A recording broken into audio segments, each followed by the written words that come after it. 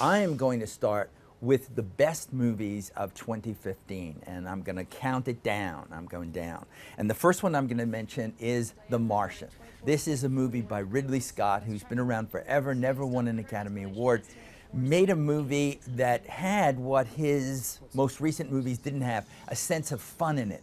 There is Matt Damon as a botanist astronaut trapped on Mars by his crew, and can he survive? That's all it is. And what it is buoyant and fun, and it also says something about the unknown. So I'm all for that movie. Then there's a movie called Straight Outta Compton, which deals with NWA as a gangster rap group that came out of Compton, California in the 80s and basically fired up everybody with their music about police brutality, about race, about everything else under the sun. F. Gary Gray directed this and gave it some kind of musical life. This looks like to you maybe as a standard musical biopic. It isn't. It's got real rage in it and it's got real emotion. So if you haven't seen that yet, check it out.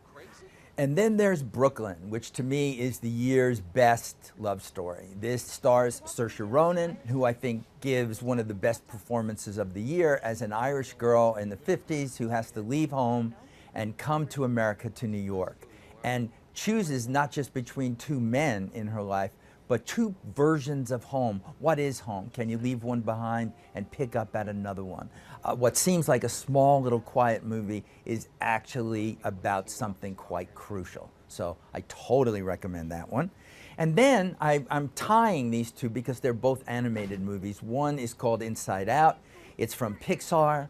It is about what goes on inside a little girl's brain with all the emotions that are roiling on inside there. This is just a masterpiece from Pixar, who does animation better than anybody.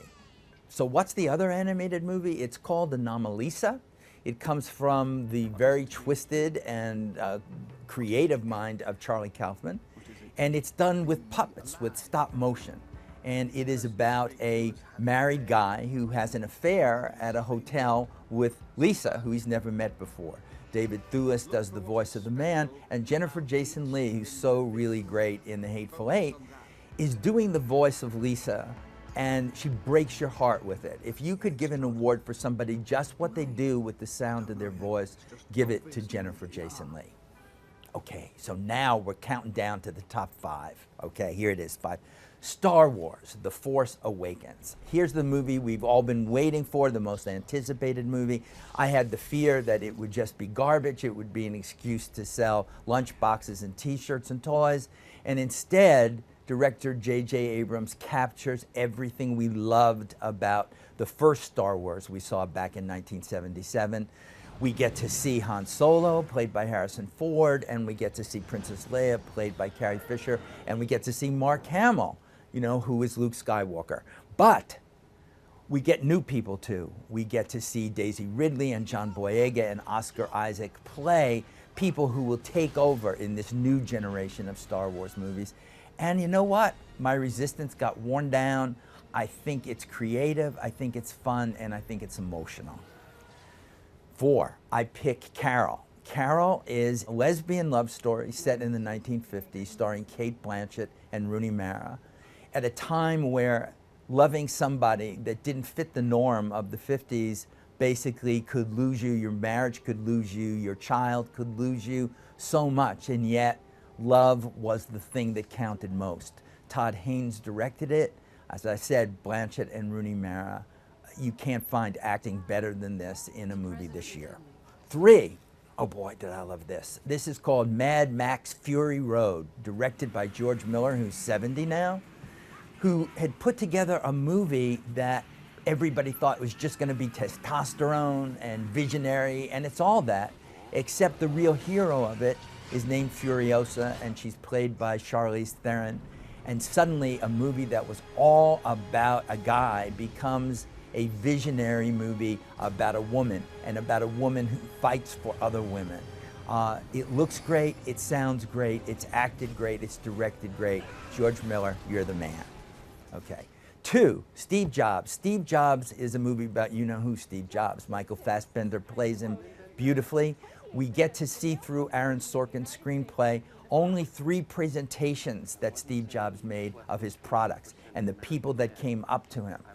This movie is not a financial success. It's people looked at it and said, what is this? Because they didn't take the time to see what it was. Something that was breaking formula, that was breaking new ground. It really galls me about movies today that when a movie doesn't make money, we look at it as if it were a failure. People, Steve Jobs is not a failure. It's a movie you should look at. I don't care if you love it or hate it. I only care that you see it. So please, do me a favor for the new year and check that one out. All right, number 1, ta-da, Spotlight. It is a movie about the Boston Globe and its Spotlight team of journalists who were assigned to investigate charges of sexual abuse among priests in the Catholic Church. It's also about the church cover-ups that followed.